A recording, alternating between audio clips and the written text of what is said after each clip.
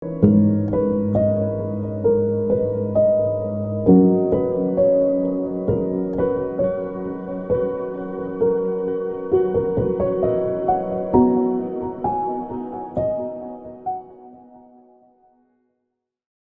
உலக வாழ்க்கை ஒரு வனாந்தரமான ஒரு வாழ்க்கை தான். வனாந்தரத்துடைய ஒரு பாதையை போல நாம் கடந்து செல்ல வேண்டியது அவசியமாக இருக்கிறது. வனாந்தரம் அப்படி என்று நம்ம சொல்லுவோம் என்றால், அந்த வனாந்தரத்தில் கரளைகள் இருக்கும். செடிகள் முளைத்திருந்தாலும் அது கரளையாக அல்லது அது பட்டு போகக்கூடிய ஒரு சூழ்நிலை வனாந்தரத்திலே இருக்கும். தண்ணீர் இருக்காது, எங்க பார்த்தாலும் மணல் நிறைந்து இருக்கும். அந்த வனாந்தரத்தில் மனுஷன் வாழ முடியாது, மிருகங்கள் வாழ முடியாது, பறவைகள் வாழ முடியாது. வெயிலுக்கு ஒரு நிழல் போய் ஒதுங்க வேண்டும் என்று நினைத்தாலும் பச்சையான மரங்களை பார்க்க முடியாது. எங்கு பார்த்தாலும் மணற்காடாக மணல் குன்றுகளாக இருக்கக்கூடிய ஒரு சூழ்நிலை தான் வனாந்தரம். வனாந்தரத்திலே சில வேளைகளிலே பிரயாணமாக செல்லும் பொழுது ஒட்டகங்களிலே அதிகமாக பிரயாணம் செல்வார்கள். அப்படி ஒட்டகங்களிலே செல்லும் பொழுது திக்கு தெரியாமல் அலைந்து திரிகிறவர்களும் உண்டு. நம்ம வேதத்தில் வனாந்தரத்தில் போன நிறைய பேரை குறித்து நம்ம பார்க்கிறோம். சூர் வனாந்தரம், ஆகார் அவள் புறப்பட்டு போய் வழி தெரியாமல் திக்கு தெரியாமல் அவள் கதறி அழுது கொண்டிருந்த நேரம் ஆண்டவர் அவளை பார்க்கிறார். அப்போ வனாந்தரத்தில் பாதைகள் தெரியாது, திசை தெரியாமல் ஒரு குழப்பமான ஒரு சூழ்நிலை ஏற்படும். வந்த இடத்திற்கு திரும்பி செல்லக்கூட முடியாத ஒரு சூழ்நிலை வனாந்தரத்தில் ஏற்படலாம். இப்படிப்பட்டதான ஒரு வனாந்தரம் போல சில வேளைகளிலே நம்முடைய வாழ்க்கையும் மாறிவிடுகிறது. ஆனால் இந்த வனாந்தரத்தை நாம் கடந்துதான் ஆக வேண்டும். ஒருவேளை பின்னிட்டு நாம் போனா அது நல்லா இருக்காது, முன்னாடி தான் போக வேண்டும். ஆனால் கண்டிப்பாக வனாந்தரத்தை கடந்துதான் ஆக வேண்டும். இஸ்ரவேல் ஜனங்கள் எகிப்தின் அடிமைத்தனத்தில் இருந்து மீட்கப்பட்டு அவர்களுக்கென்று ஆண்டவர் வாக்கு கொடுத்த செழிப்பான கானான் தேசத்திற்கு அவர்கள் போவதற்கு வனாந்தரத்தை அவர்கள் கடந்து செல்ல வேண்டியது இருந்தது. எப்படி இஸ்ரவேல் தேசத்து மக்களுடைய அந்த வழி பிரயாணம் இருந்ததோ அதுதான் இன்றைக்கு நம்முடைய ஆவிக்குரிய பிரயாணம். ஹல்லேலூயா. அன்றைக்கு அவர்கள் ஒரு தேசத்தினுடைய பிடியிலே அவர்கள் சிக்கிக் கொண்டிருந்தார்கள். இன்றைக்கு மனிதர்கள் பாவத்திலே சிக்கிக் கொண்டிருக்கிறார்கள். அன்றைக்கு மோசே என்கிற ஒரு மனிதனை ஆண்டவர் தெரிந்தெடுத்து அவனை அபிஷேகித்து அவனுக்கு கிருபைகளை கொடுத்து அந்த இஸ்ரவேல் ஜனங்கள் அந்த எகிப்தின் அடிமைத்தனத்தில் இருந்து காலவாய் என்று சொல்லப்படுகிறதான அந்த கொடூரமான அந்த அடிமைத்தனத்திலிருந்து அவர்களை மீட்பதற்காக மோசேயை ஆண்டவர் தெரிந்து கொண்டு அனுப்புகிறார். மோசே என்கிற அந்த புருஷன் மூலமாக அந்த அடிமைத்தனத்திலிருந்து அநேக அற்புத அடையாளங்களோடு கூட ஆண்டவர் அவர்களை அங்கே இருந்து மீட்டெடுத்து கொண்டு வருகிறார். அதே போலதான் இன்றைக்கும் மனிதர்களுடைய வாழ்க்கையில பாவம் என்கிற அடிமைத்தனம், சாபம் என்கிற அடிமைத்தனம், வியாதி என்கிற அடிமைத்தனத்தில் இருந்து ஆண்டவர் நம்மை மீட்பதற்காக அவருடைய செல்ல குமாரனாகிய இயேசு கிறிஸ்துவை இந்த உலகத்திற்கு அனுப்பி அந்த பாவத்திலிருந்து மனுக்குலம் மீட்கப்படும்படியான வழிகளை அவர் ஏற்படுத்தி அந்த கல்வாரி சிலுவையிலே அவர் சிந்தின அந்த இரத்தத்தின் மூலமாக ஒரு நித்திய ஜீவ மார்க்கத்தை அவர் ஏற்படுத்தி இன்றைக்கு மனிதர்களை பாவ அடிமைத்தனத்திலிருந்து மீட்டு வாக்களிக்கப்பட்டிருக்கிற அந்த பரம கானானுக்கு நேராக நம்மை வழிநடத்தி செல்கிறார். அதுதான் நம்மளுடைய ஆவிக்குரிய பிரயாணம், பயணம். அப்ப அருமையான தேவனுடைய பிள்ளைகளை, அன்றைக்கு எப்படி இஸ்ரவேல் ஜனங்கள் தங்களுடைய சரீரத்தில் அவர்கள் வாக்களிக்கப்பட்ட அந்த தேசத்தை சுதந்திரித்துக் கொள்வதற்காக அடிமைத்தனத்திலிருந்து மீட்கெடுக்கப்பட்டு அவர்கள் பிரயாணமாக போகிற வழி முழுவதும் ஒரு வனாந்திரமான பாதையாக இருந்து அதற்கு பின்பதாக அவர்கள் வாக்களிக்கப்பட்ட அந்த செழிப்பான தேசத்திற்கு அவர்களை கொண்டு சென்றாரோ, அதே போலதான் இன்றைக்கும் நம்முடைய வாழ்க்கையிலே, நம்முடைய ஆவிக்குரிய இந்த வாழ்க்கையிலே நம்மையும் பாவத்திலிருந்து ஆண்டவர் மீட்டெடுத்து அவருடைய பிள்ளைகளாக மாற்றி நம்மையும் இந்த பாதையிலே, ஆவிக்குரிய பாதையிலே நடத்தி நமக்காக வாக்களிக்கப்பட்டிருக்கிற அந்த பரம கானானாகிய பரலோகத்தை சுதந்திரித்துக் கொள்வதற்கு நம்மை அவர் வழி நடத்துகிறார். ஆனால் இன்றைக்கு என்னுடைய செய்தி என்ன அப்படின்னு சொன்னா, இப்படி வழிநடத்தப்பட்டு வருகிற இந்த வனாந்திர பாதையிலையும் நாம் ஆவிக்குரிய வாழ்க்கையில என்ன செய்ய வேண்டும்? இந்த செய்தியினுடைய தலைப்பு வனாந்திரத்திலும் ஆராதனை. வனாந்திரமான பாதையிலையும் நாம் ஆண்டவரை ஆராதிக்க வேண்டும். அப்படிப்பட்ட மனப்பக்குவம் ஆவிக்குரிய வாழ்க்கையிலே நமக்கு இருக்க வேண்டும் என்பதைத்தான் இந்த நாளிலே தலைப்பாக உங்களோடு கூட நான் பகிர்ந்து கொள்ள போகிறேன். அருமையான தேவனுடைய பிள்ளைகளே, வனாந்தரமான ஒரு சூழ்நிலை வரும் பொழுது அல்லது வனாந்தரத்தை போல ஒரு பாதையை நாம் கடக்கும் பொழுது நம்முடைய இருதயம் சில நேரங்களில் சோர்ந்து போவது இயற்கைதான். ஆனால் அந்த சோர்வுக்கு நாம் இடம் கொடுக்காதபடிக்கு முன்னேறி செல்ல வேண்டும் என்பதுதான் இன்றைக்கு என்னுடைய செய்தியினுடைய ஒரு முக்கிய சாராம்சமாக இருக்கிறது. ஹல்லேலூயா. ஆகவே ஜெபத்தோடு கூட ஒரு வேதத்தை வாசிக்கலாம். யாத்ராகம புஸ்தகம் 7ஆம் அதிகாரம் 16ஆம் வசனம். வனாந்தரத்தில் எனக்கு ஆராதனை செய்ய என் ஜனங்களை அனுப்பிவிட வேண்டும் என்று சொல்லும்படி எபிரேயருடைய தேவனாகிய கர்த்தர் என்னை உம்மிடத்துக்கு அனுப்பியும்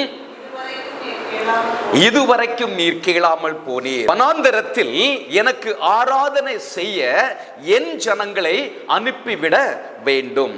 வனாந்தரத்தில் ஆராதனை.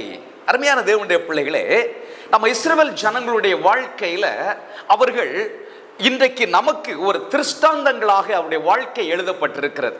அவருடைய வாழ்க்கை, அந்த பயணம், அந்த வனாந்திர பயணம் உங்களுக்கும் எனக்கும் ஆவிக்குரிய ஒரு திருஷ்டாந்தங்களாக எழுதப்பட்டு இருப்பதினாலே அநேக எச்சரிக்கைகளை அதன் மூலமாக நாம் கற்றுக்கொள்கிறோம். அநேக படிப்பினைகளை ஆண்டவன் நமக்கு கற்றுத் தருகிறார்.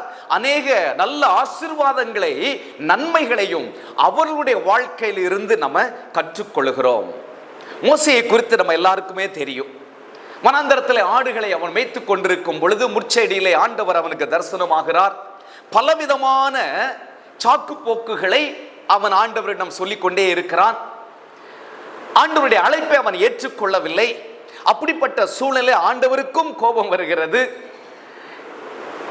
இப்படியே ஆண்டவர் கொஞ்சம் கொஞ்சமாக நீ என்ன செய்ய வேண்டும் என்பதை ஆண்டவர் கற்பித்து கொண்டு வந்தும் நீர் உமக்கு சித்தமாயிருக்கிற வேற யாரையாவது அனுப்பும் என்று சொல்லுகிறான். கடைசி ஆண்டவர் ஒரு முடிவுக்கு வருகிறார். நீ பேச அறியாதவன், திக்கு நாவுள்ளவன் என்று சொல்லுகிறாய். ஆனால் உன்னுடைய சகோதரனாய் ஆரோன் நல்லா பேசக்கூடியவன், நாவன்மை உள்ளவன்.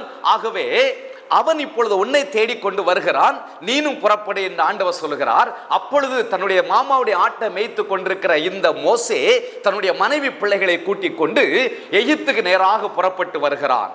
கர்த்தருடைய பர்வதத்திலே இந்த மோசேயும் அவனுடைய அண்ணனாகிய ஆரோனும் ஒன்றாக சந்திக்கிறார்கள். ஆண்டவர் ஒருவரை வழி நடத்துவார் என்றால், ஒருவனை அழைப்பார் என்றால் ஒரு சாதாரண மனிதனை போல அல்ல. ஆண்டவர் எல்லாவற்றையும் திட்டம் பண்ணி ஒரு மனிதனை அழைக்கிற தேவனாக இருக்கிறார். ஹல்லேலூயா. ஏதோ சும்மா அழைச்சிட்டாரு அப்படின்னு சொல்லவே முடியாது.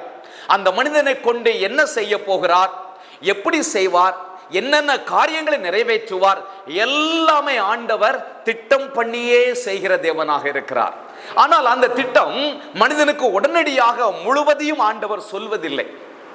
அதற்கு சில ரகசியங்கள் இருக்கிறது. ஏன் சொல்ல மாட்டேங்கிறாரு அப்படின்லாம் சில ரகசியங்கள் இருக்கிறது. இப்போ மோசே அழைக்கிறார், ஆனால் இவன் சாக்கு போக்கு சொல்லுகிறான்.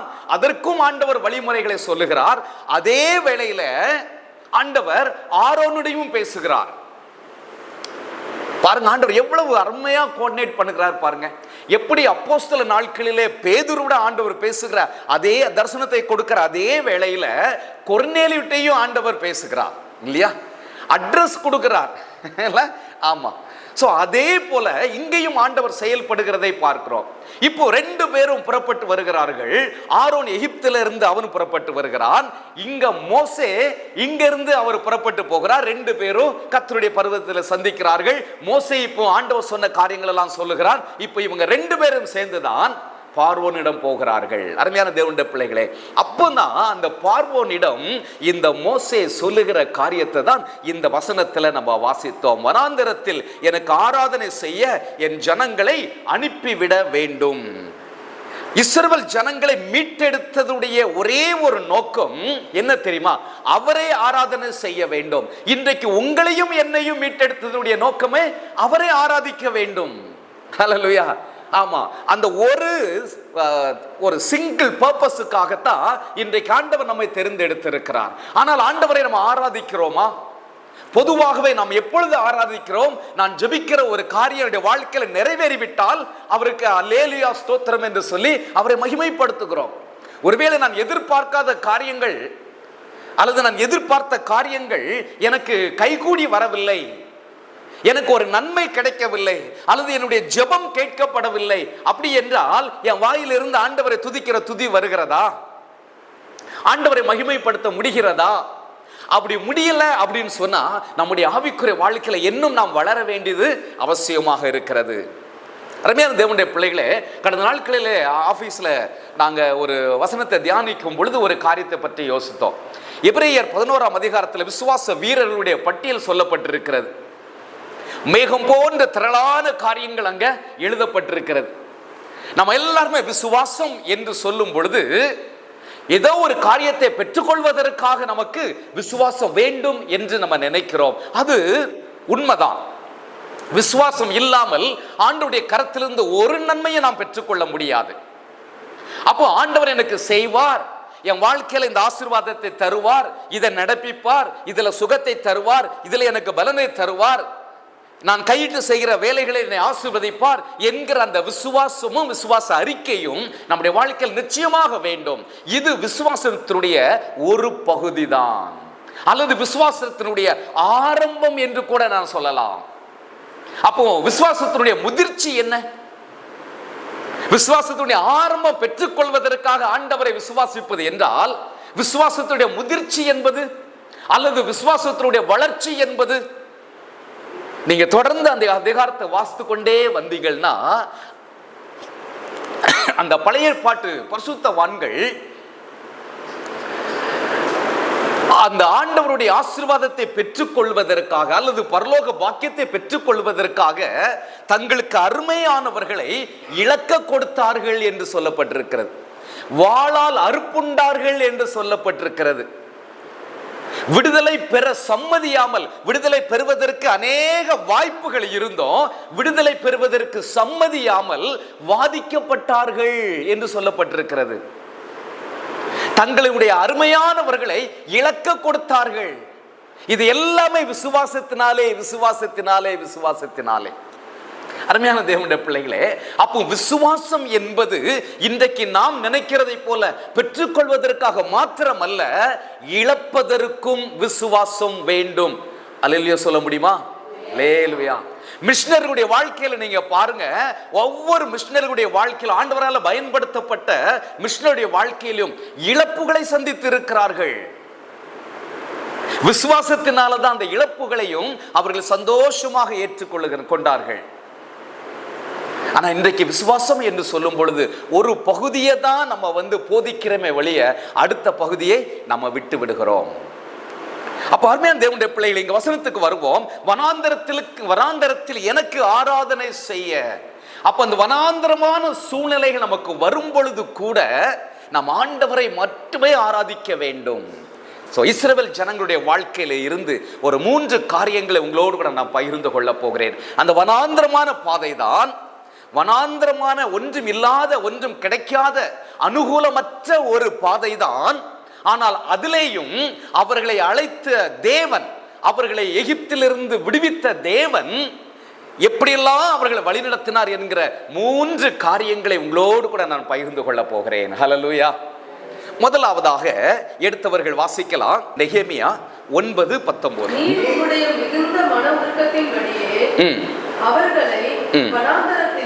வனாந்தரத்திலே கைவிடவில்லை.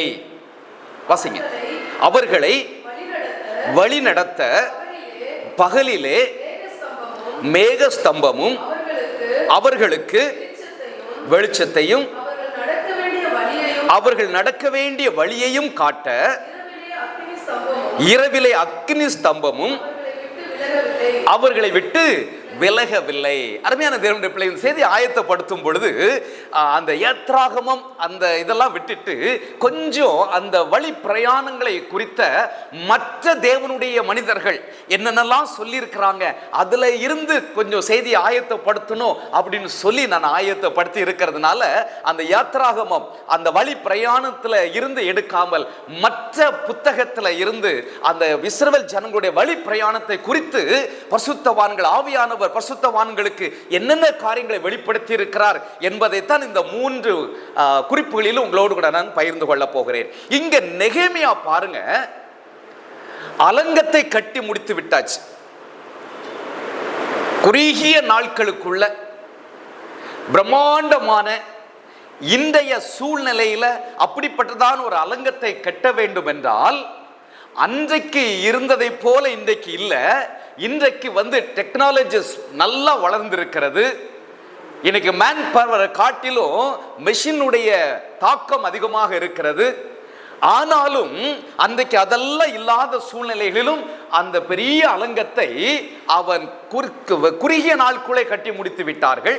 முடித்துவிட்டு இப்ப அடுத்த அவனுடைய ப்ராஜெக்ட் என்ன அப்படின்னு சொன்னா, அலங்கத்தை கட்டியாச்சு, இனி ஆண்டவருடைய பிள்ளைகளுக்குள்ள இருக்கிற குழப்பங்களை சரி செய்ய வேண்டும், அவர்களுக்குள் இருக்கிற உறவுகளை சரி செய்ய வேண்டும், அவர்களுக்கும் ஆண்டவருக்கும் உள்ள உறவுகளிலே இருக்கிற விரிசலை சரி செய்ய வேண்டும் என்று சொல்லி அவன் முயற்சி எடுக்கிறான். அதைத்தான் அந்த அதிகாரங்கள் எல்லாம் வாசிக்கிறோம். 9ஆம் அதிகாரத்துக்கு வரும் பொழுது அவர்களுக்குள்ள இருக்கிற அந்நிய ஜனங்களை விலைக்கு வைத்துவிட்டு இஸ்ரவேல் ஜனங்கள் எல்லாரும் ஒன்று கூடுகிறார்கள்.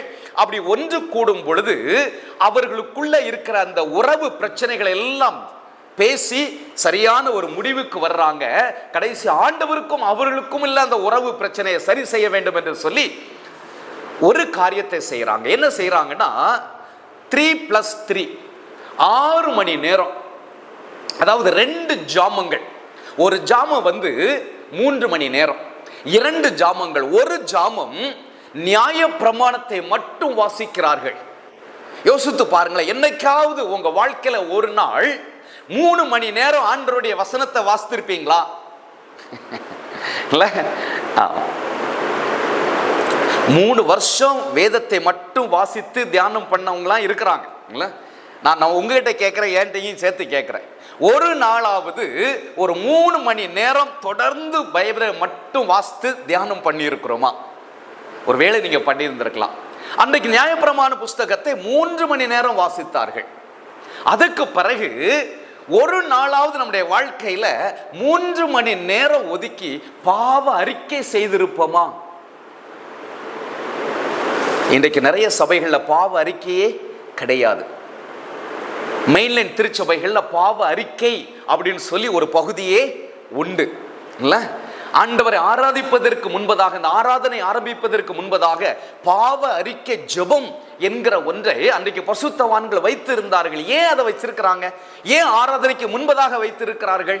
ஏனென்றால் பாவ அறிக்கை செய்யாமல், ஆண்டவருக்கும் நமக்கும் உள்ள உறவை சரி செய்யாமல், நம்ம எவ்வளவுதான் ஆண்டவரே அல்லேலூயா ஸ்தோத்திரம் நீ நல்லவர் வல்லவர் அப்படின்னு என்ன சொன்னாலும் அது ஆண்டவருக்கு போய் சேராது. அந்த ஆராதனையில ஆண்டவர் மகிமைப்பட மாட்டாரு. அந்த ஆராதனை ஆண்டவர் அருவருக்க தான் செய்வார். ஆனா இன்னைக்கு பாருங்க, நிறைய சபைகள்ல ஓப்பனிங் பிரேயர் உடனே ஆராதனை ஆரம்பிச்சிடுறாங்க. அப்போ அதுக்கு முந்தின ஒரு வாரம் திங்கட்கிழமையில இருந்து சனிக்கிழமை வரைக்கும் அல்லது ஞாயிற்றுக்கிழமை ஆராதனைக்கு வர்ற வரைக்கும் ஒரு தப்புமே அந்த சபையில் உள்ளவங்க செய்திருக்க மாட்டாங்களா? ஒரு பெரிய கேள்விக்குறி. சாத்தான் டைம் குறைக்கணும் அப்படின்னு சொல்லி இன்றைக்கு அப்படியே கொஞ்சம் கொஞ்சமா அதை விட்டுட்டாங்க. இன்னைக்கு நிறைய சபைகளில் பைபிள் ரீடிங் இல்லை இல்ல, அதுவும் முக்கியமா பெந்தேகோஸ்து சபைகளில் பைபிள் ரீடிங்கே இல்லை. ஆனா பழைய ஏற்பாட்டு காலத்துல பழைய காலத்துல பரிசுத்தவான்கள் பாருங்க பைபிள் ரீடிங்னு வச்சிருந்தாங்க. ஏன் இந்த பைபிள் ரீடிங் கொண்டு வந்தாங்கன்னு தெரியுமா?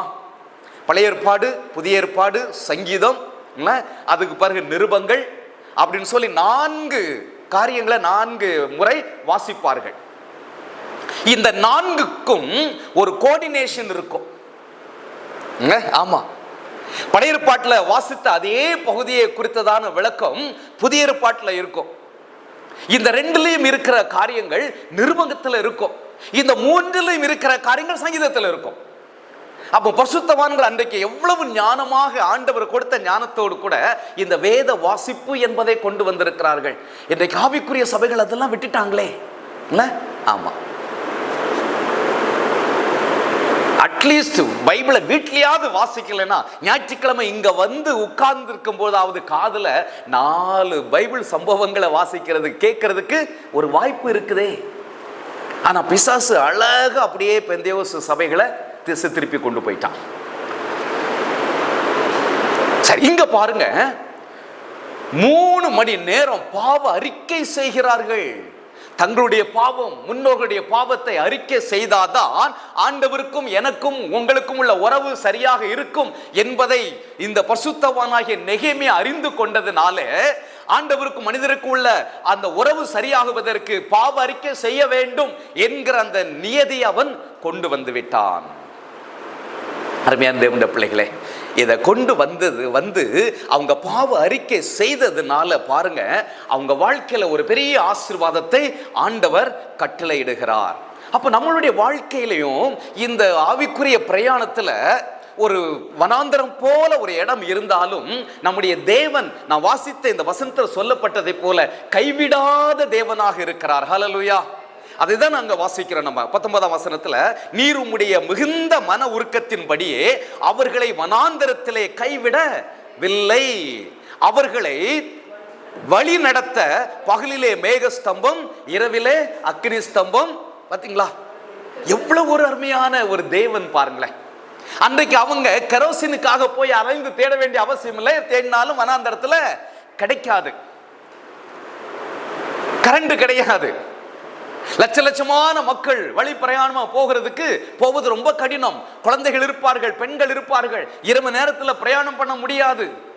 அப்படிப்பட்ட சூழ்நிலையில ஆண்டவரே அவர்களுக்கு வெளிச்சமாக, ஒருவேளை வெயில் அதிகமாக, வனாந்தரத்தில் வெயில் அதிகமாக இருக்கும், வெப்பம் அதிகமாக இருக்கும். அந்த வெப்பத்தை தணிப்பதற்கு அவர் மேகஸ்தம்பமாக,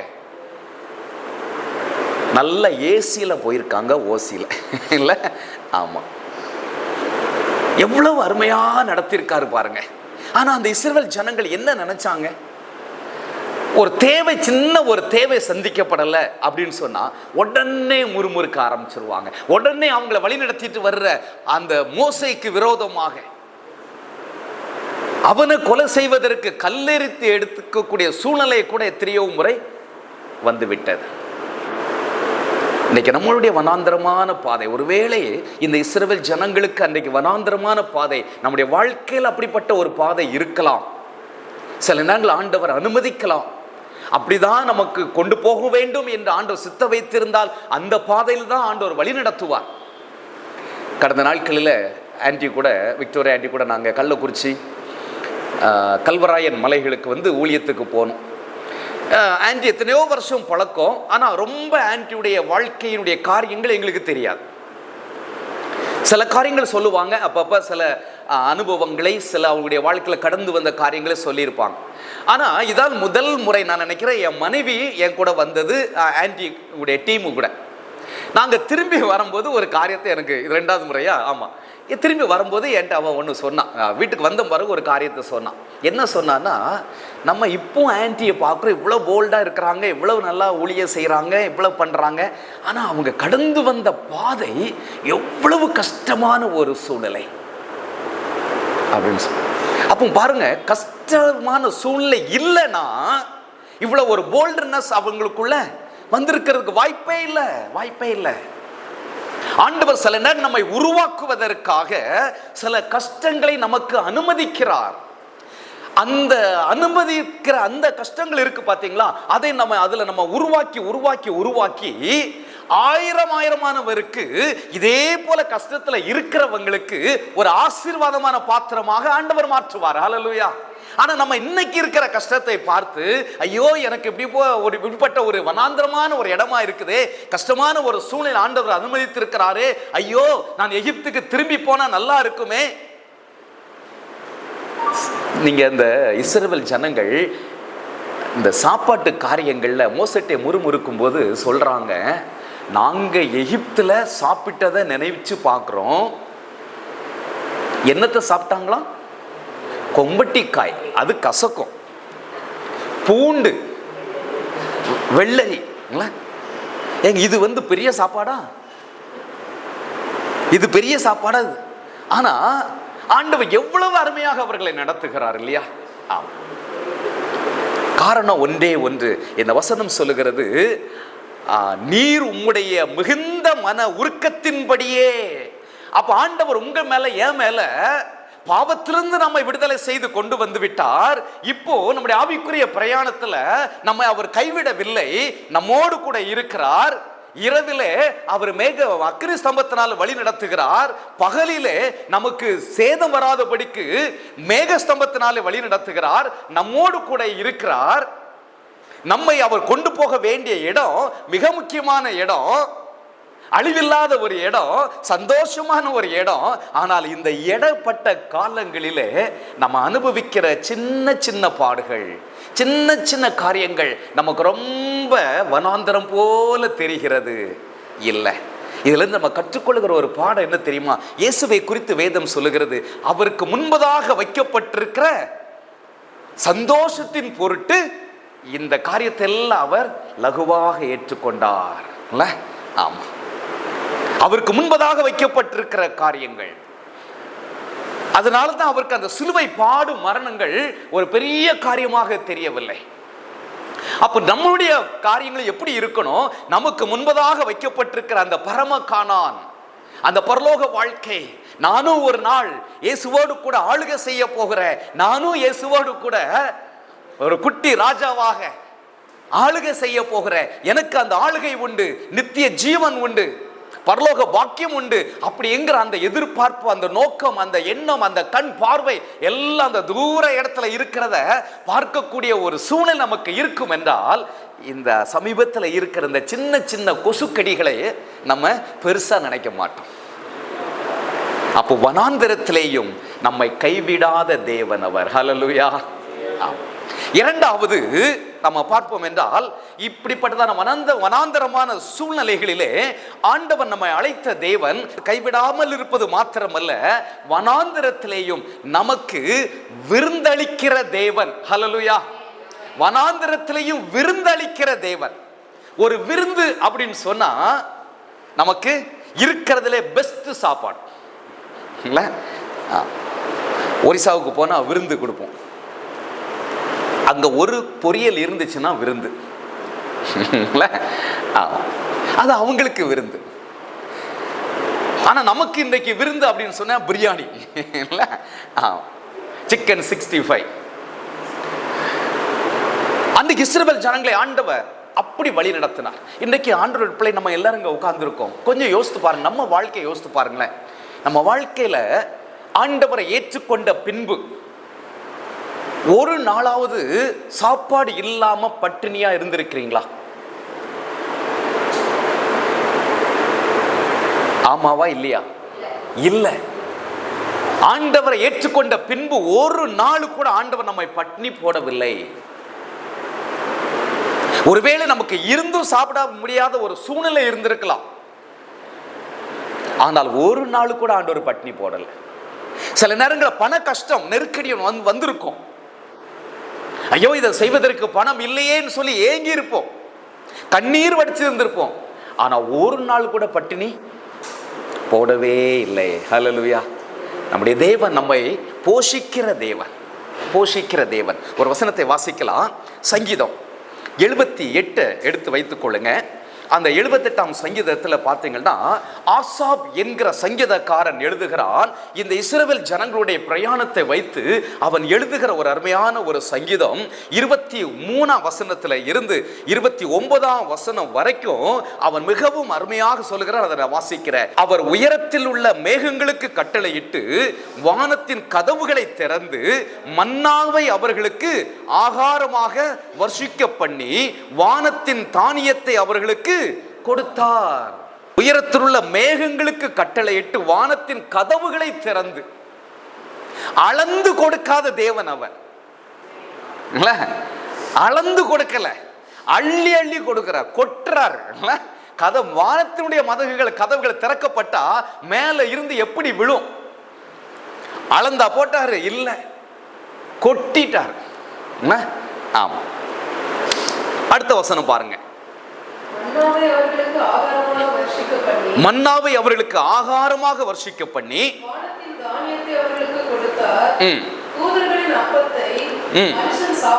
தூதர்களின் அப்பத்தை மனுஷன் சாப்பிட்டான். நீங்களும் நானும் இன்றைக்கு சாப்பாட்டுக்காக கஷ்டப்படாத ஒரு சூழ்நிலையிலையும் பாருங்க, இஸ்ரவேல் ஜனங்கள் பாருங்க, தூதர்கள் சாப்பிடுகிற அப்பம் அப்படின்னு சொல்லப்பட்டிருக்கிறது. இப்ப எவ்வளவு பாக்கியவான்கள்! அதெல்லாம் அந்த மக்கள் அறிந்து கொள்ளவே இல்லையே. வாசிங்க. அவர்களுக்கு ஆகாரத்தை பூரணமாய் அனுப்பினார். கீழ்காற்றை வரப்பண்ணி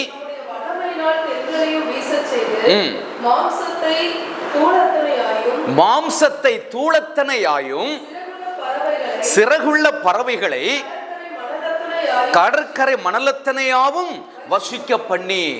கவுண்ட்லெஸ். ஆமா. இன்றைக்கு நம்ம கடைக்கு போனா அரை கிலோ 1 கிலோ அப்படின்னு நம்ம வாங்குறோம். ஆனா ஆண்டவர் பாருங்க, அந்த இஸ்ரவேல் ஜனங்களுக்கு எப்படி கொடுத்திருக்கிறார் பார்த்தீங்களா? கணக்கில்லாம கொடுத்திருக்கிறார், வர்ஷிக்க பண்ணி. ஆமா. அடுத்த வசனம்.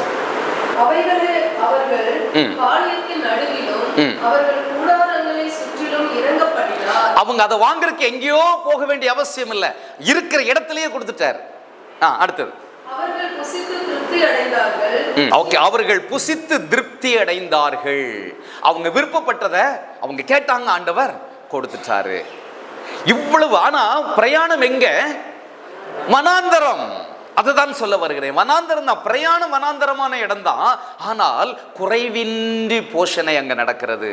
ஒரு விருந்து அவர்களுக்கு கொடுக்கப்படுகிறது. அதுவும் சாதாரணமான விருந்து அல்ல. சிறகுள்ள பறவைகள், மச்சங்கள் எல்லாமே அவங்களுக்கு அன்லிமிட்டடா கொடுக்கப்படுகிறது. ஹல்லேலூயா. ஆனால் பிரயாணம் எங்கதான்?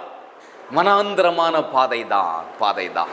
ஆகவே அருமையான தேவனுடைய பிள்ளைகள், நம்முடைய வாழ்க்கையிலும் ஆண்டவர் ஒரு வனாந்தரமான பாதையில நம்ம கொண்டு போனாலும் நம்ம ஒரு நாளும் அவர் பட்டினி போட மாட்டாரு. ஆனால் நம்மை திருப்தியாக பூரணமாக நம்மை போஷிக்கிற தேவன் அவர், குறைவில்லாமல் போஷிப்பார். ஆனால் நாம் செய்ய வேண்டியது ஒன்றே ஒன்று, அந்த வனாந்தர பாதையிலையும் அவரையே மகிமைப்படுத்த வேண்டும். ஹல்லேலூயா.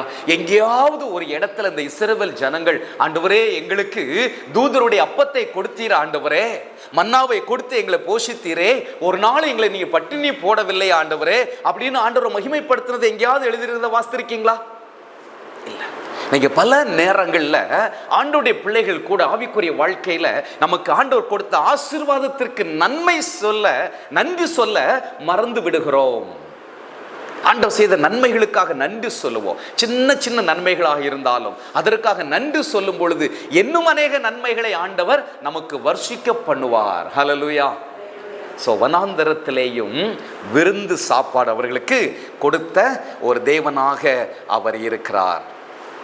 மூணாவது, இந்த இஸ்ரவேல் ஜனங்களுடைய வாழ்க்கையில இருந்து நம்ம கற்றுக்கொள்ளுகிற மூணாவது ஒரு பாடம் அப்படின்னு சொன்னா, அப்போஸ்தலர் 13ஆம் அதிகாரம் 18ஆம் வசனத்தை வாசிக்கலாம், அல்லது 18, 17, 18, 19 அப்படி சேர்த்து வாசித்துருங்க. அப்போஸ்தலர் 13, 17, 18, 19.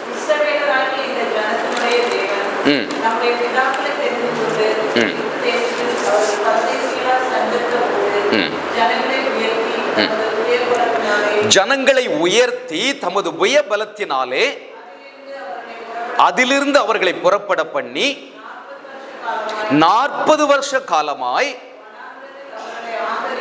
வனாந்தரத்தில் அவர்களை ஆதரித்து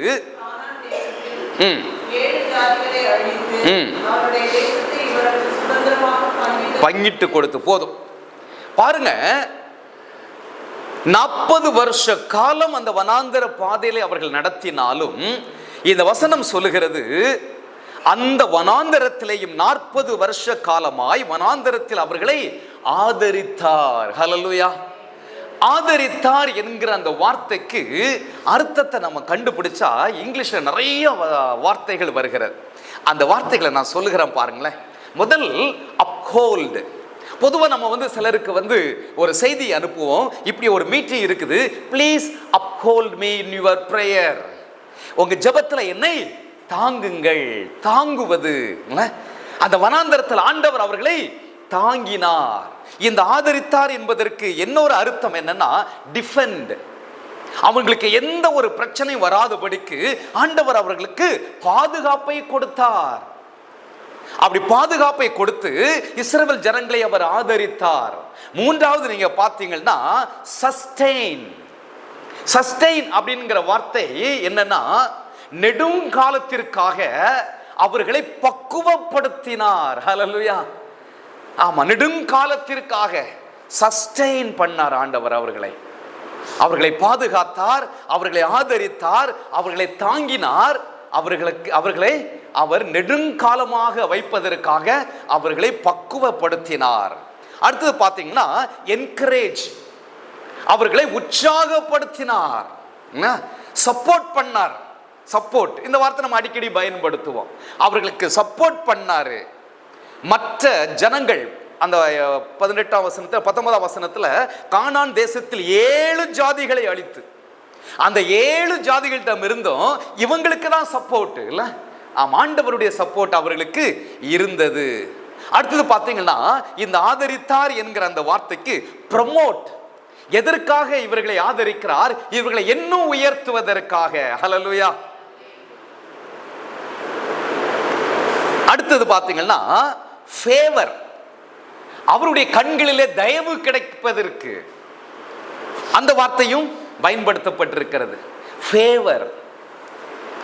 இஸ்ரவேல் ஜனங்களுடைய வாழ்க்கை அந்த பிரயாணத்தை நீங்க பார்த்துட்டு வரும்பொழுது மற்ற ராஜாக்களுடைய கண்களிலே தயவு கிடைக்க பண்ணினார் என்று வேதம் சொல்லுகிறது.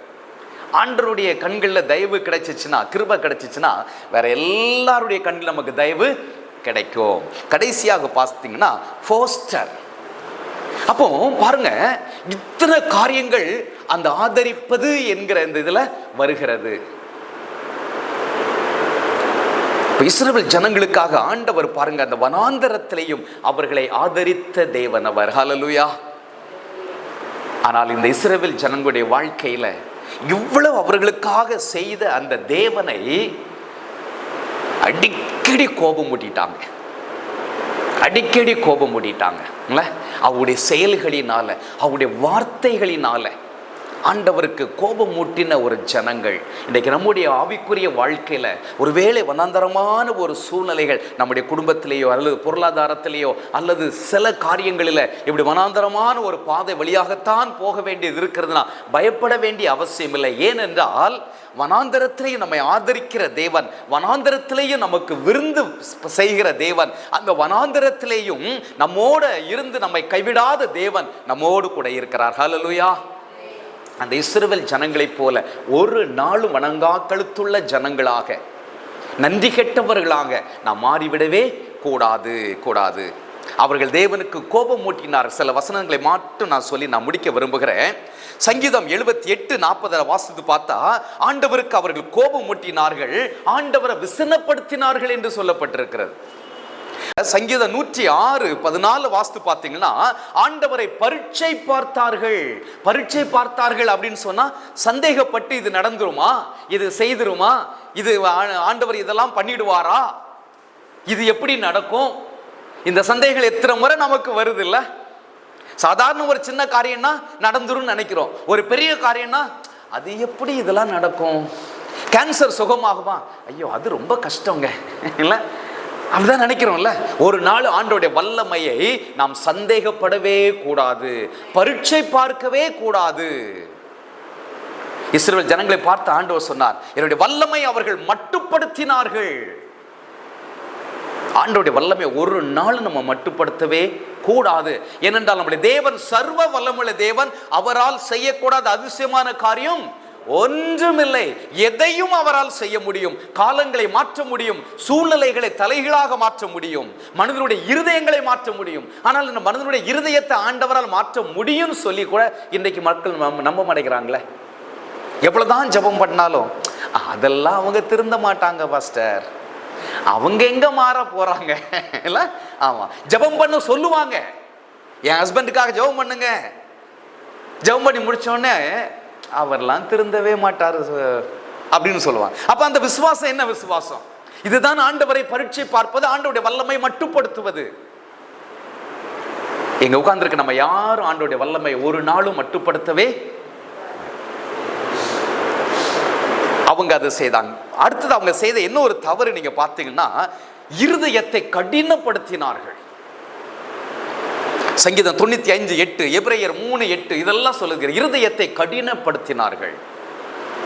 அவைக்குரிய வாழ்க்கையில முதிர்ச்சி இல்லாமல் எத்தனை வருஷம் நம்ம இருந்தாலும் நம்முடைய இருதயம் கடினப்பட்டு விடும். அந்த வளர்ச்சி இல்லை அப்படின்னு பார்த்தீங்கன்னா, வளர்ச்சி இல்லைன்னா இருதயம் கடினப்பட்டு விடும். இருதயம் கடினப்பட்டுச்சுன்னா நம்மையும் அறியாமல் நம்முடைய வார்த்தை என்ன வரும் தெரியுமா? எல்லாரும் யோக்கியமா இல்லை, தப்பே செய்யாத உலகத்தில் இருக்கானா? இப்போ உள்ள காலங்கள்லாம் இதெல்லாம் செய்யாமல் இருக்க முடியுமா? இதெல்லாம் சும்மா சாதாரணங்க. இந்த இப்படிப்பட்ட வார்த்தைகள் அந்த இருதய கடினத்து நிமித்தம் வருகிற வார்த்தைகள். இஸ்ரவேல் ஜனங்களுக்குள்ள அந்த இருதய கடினம் வந்து விட்டது. இதனால விளைவு என்ன? இதனால விளைவு என்ன? அவர்களுக்கென்று ஆண்டவர் வாக்கு கொடுத்த அந்த அருமையான கானான் தேசம், அதுக்குள்ள பிரவேசிக்க முடியவில்லை, அதை அனுபவிக்க முடியவில்லை. அதை கேள்விப்பட்டார்கள். அந்த வேவுக்காரர்கள் வந்து சொல்லும் பொழுது, ஓ இவ்வளவுலாம் இருக்கா அப்படின்னு அவங்க கண்ணுல ஒரு பிக்சரை கொண்டு வந்தாங்க.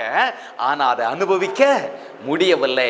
இன்றைக்கு அநேக கிறிஸ்தவருடைய வாழ்க்கையும் இதே நிலைமைதான். வாக்குத்தத்தத்தை படிக்கிறோம், வாக்குத்தத்தை மனப்பாடம் பண்ணிக் கொள்கிறோம், ஓ இதெல்லாம் நமக்காக சொல்லப்பட்டிருக்கிறது என்று நம்ம சொல்லுகிறோம், கேட்கிறோம், படிக்கிறோம், வாசிக்கிறோம், எல்லாம் செய்கிறோம். ஆனால் இஸ்ரவேல் ஜனங்களை போல ஆண்டவருக்கு கோபமூட்டுகிற செயல்கள், ஆண்டவரை விசனப்படுத்துகிற காரியங்கள், முறுமுறுக்கிற காரியங்கள், ஆண்டவருடைய வல்லமை மட்டுப்படுத்துகிற காரியங்கள், இதெல்லாம் நம்முடைய வாழ்க்கையில இருந்தா இதெல்லாம் நம்ம கேட்க தான் முடியும். ஆனால் அந்த நித்திய ராஜ்யத்துல பிரவேசிக்க முடியாது. ஆகவே இந்த இஸ்ரவேல் ஜனங்கள் நமக்கு ஒரு எச்சரிப்பின் சின்னமாக ஆண்டவர் வைத்திருக்கிறார். அவங்களுடைய அந்த வனாந்திர பிரயாணம் நமக்கு ஒரு எச்சரிக்கையின் ஒரு காரியம். ஆகவே இந்த வனாந்திர பாதையிலே நம்மை சோர்வுக்குள்ளாக ஆக்குகிற அநேக காரியங்கள் வந்தாலும் சோர்வுக்கு நாம் இடம் கொடுக்காமல் தொடர்ந்து முன்னேறி செல்வதற்கு ஆண்டவர் பலனை தரும்படி நாம் ஜெபிக்க வேண்டியது அவசியம். பல காரியங்கள் வரலாம், சோர்வை உண்டாக்குகிற காரியங்கள் வரலாம், அந்த வனாந்தரமான பாதை கடினமாக தெரியலாம். ஆனாலும் நமக்கு முன்பதாக வைக்கப்பட்டிருக்கிற அந்த பரலோக பாக்கியத்தை எண்ணி, அந்த நித்திய ராஜ்யத்தை எண்ணி, ஆளுகையை எண்ணி, நமக்கு ஆண்டவர் கொடுக்க போகிற அந்த ரிவார்டு, அதை எண்ணி நாம் தொடர்ந்து முன்னேறி செல்வோம். ஆண்டவர் பெரிய காரியங்கள் நம்முடைய வாழ்க்கையில் செய்வார். கண்களை மூடி நாம் ஜெபிக்கலாம். எல்லாரும் கண்களை மூடுவோமா? அப்படியே உட்கார்ந்த இடத்துல நம்ம எழுந்து